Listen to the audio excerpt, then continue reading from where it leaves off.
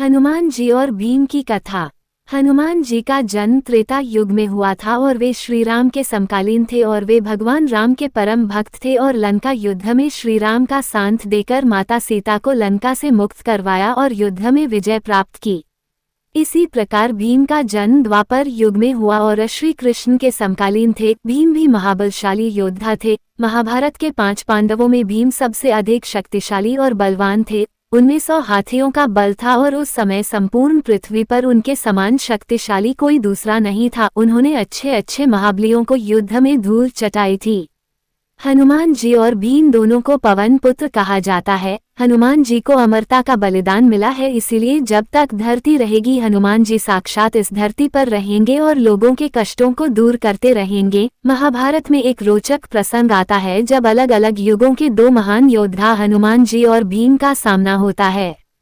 बात महाभारत काल की है। पांडवों को 14 वर्ष का वनवास और 1 वर्ष का अज्ञातवास मिला था। इस दौरान एक बार पांडव किसी वन में रुके हुए थे। उस वन में एक सरोवर था। उस सरोवर में सुगंधित कमल पुष्प लगे हुए थे जिनकी सुगंध चारों तरफ फैल रही थी।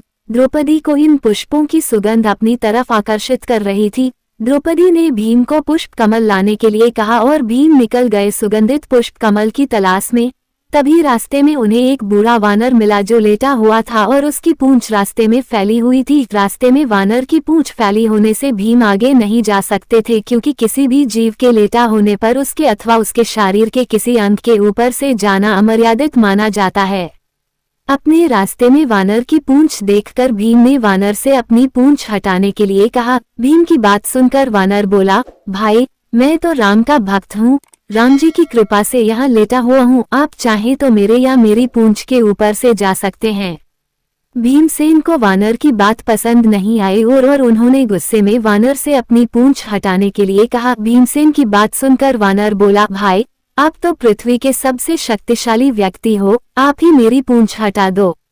भीमसेन ने बार बार वानर से अपनी हटाने के लिए कहा और वानर ने भी बार बार यही उत्तर दिया। अंत में क्रोधित होकर भीम ने वानर की पूंछ को अपने एक हाथ से उठाने का प्रयास किया, परंतु वह वानर की पूंछ हिला भी नहीं सके। भीमसेन ने फिर अपने दोनों हाथों से वानर की पूंछ हटाने का प्रयास किया, परंतु वो वानर की पूंछ टस से मस नहीं कर सके। भीम ने बार बार प्रयास किया पर हर बार उन्हें असफलता ही हाथ लगी।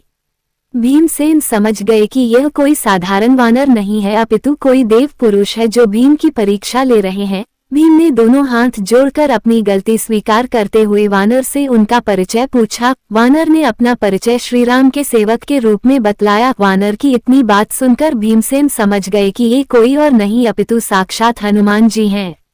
भीमसेन ने हनुमान जी को प्रणाम करते हुए कहा, क्षमा करें हनुमान जी, मुझे अपनी शक्ति का झूठा अभिमान हो गया था।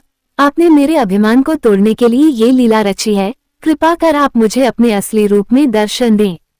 भीम की बात सुनकर हनुमान जी ने अपने असली रूप में आकर अपना विशाल रूप दिखलाया। हनुमान जी ने भीम से कहा, हम दोनों ही पवन पुत्र हैं, इसलिए तुम मेरे छोटे भाई भी हो।